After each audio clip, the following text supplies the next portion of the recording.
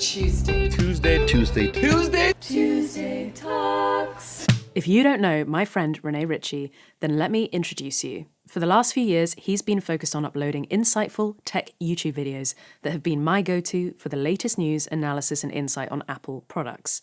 He has a history in product marketing and tech media, but is now also creator liaison at YouTube itself.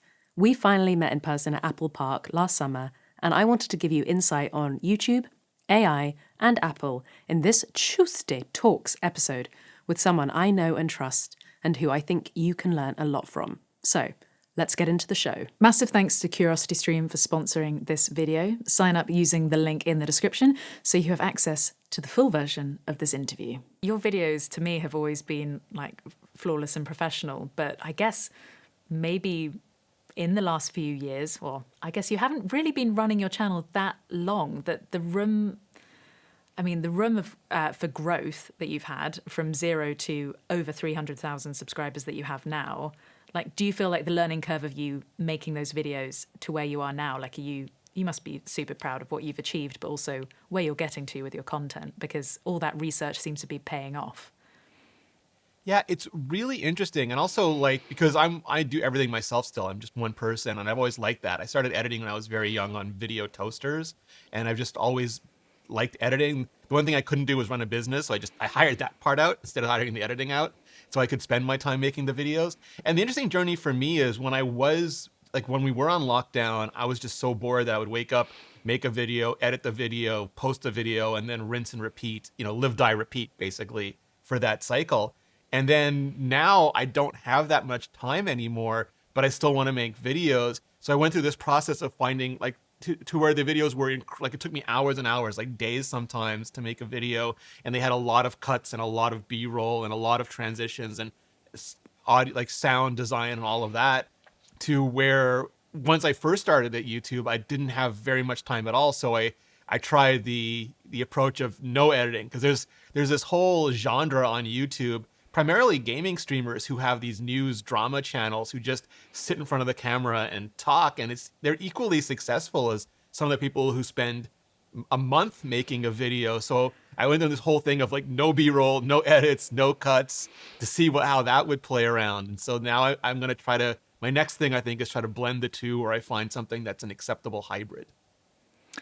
Well, I've tried to experiment with the same thing and notice the same results, and sometimes it's demoralizing, and then sometimes it's just like, well, at least I'm proud of all the work that I put into that video, and it was kind of selfish. It was for me to keep me interested in my craft, keep learning new things, pushing new boundaries.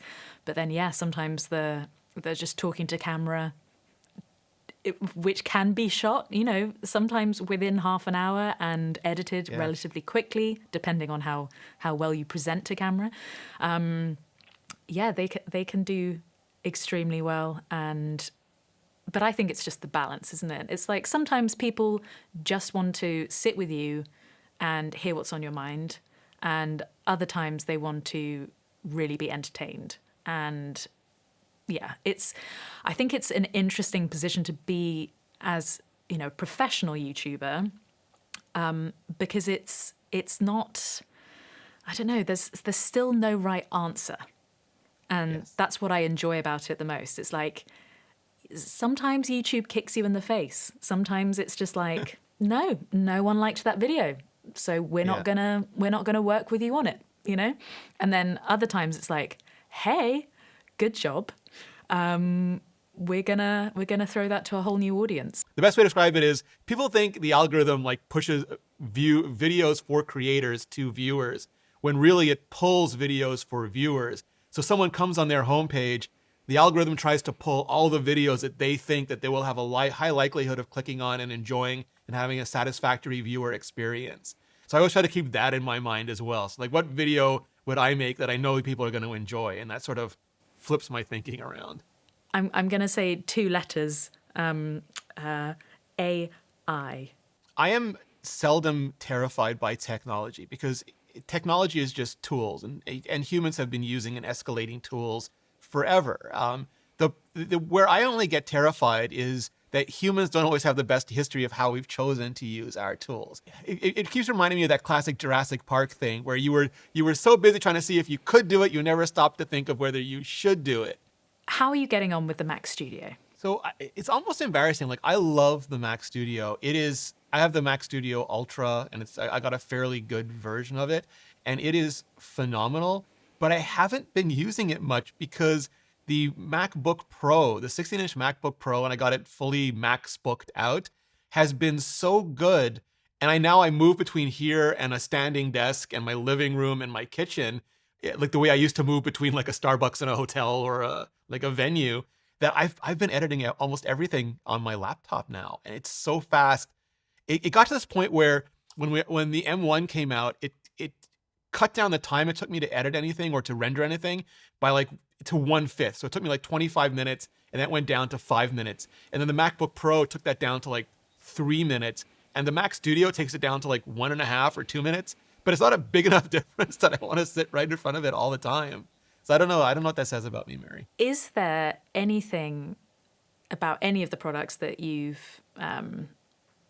using day to day that you think is untapped or that people don't realize that they can do? Yeah, it's just that like these technologies, like they're all the continuity technologies where like continuity clipboard. I love that. Like I copy something on my computer and paste it in my phone or vice versa all the time.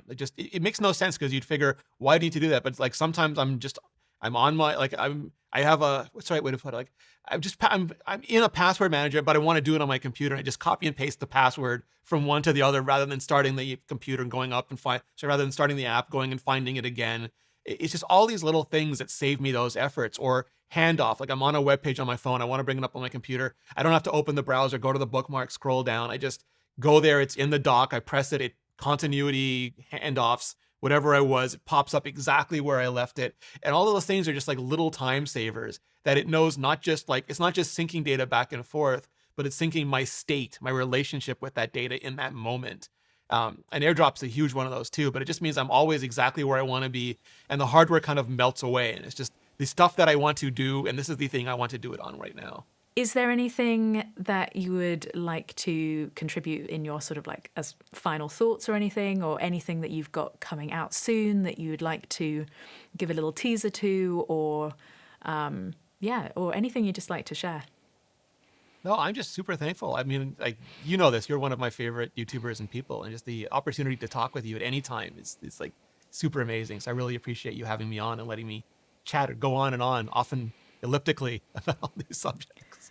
Well, vice versa. When you first asked me to do an interview on your channel, I was like blown away, and I was like, oh my God, I every September I was I was just always so impressed by your work ethic. I think that was the thing that really like bonded me to you. It was just seeing you really go hard on YouTube, and it was so inspirational. And now you're Likewise, just continuing that daily work. Yeah, no, absolutely. Well, Likewise. Amazing projects that you keep doing so creatively. Oh, well, thank you very, very much. But thank you so much for being on the channel. And I'll talk to you soon. Okay, so where is the rest of the interview? Well, check out the link in the description and be sure to sign up to an amazing bundle with CuriosityStream and Nebula. Nebula is a creator-owned streaming service. I've got all my videos there, plus long-form videos that wouldn't work on YouTube, like this Tuesday Talks interview. Exclusive behind-the-scenes content, studio diaries, making of videos and more, including my full-length documentary, The Making of Songbook, and The Freedom of Failure, where I talk about the setbacks I've experienced as an artist and how they've led me to where I am today. Plenty of other creators like Adam Neely, Charles Cornell, and Amy Nolte are also on Nebula, sharing their own exclusive content.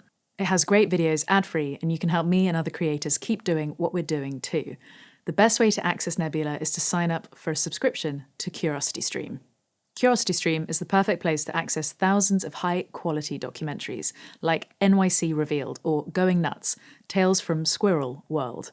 I know that might pique your interest. Go to curiositystream.com/Mary Spender and sign up, and you'll also get a free subscription to Nebula. That's access to both for less than $15 a year. Anyway, as always, thank you so much for watching, and I'll be seeing you very, very soon.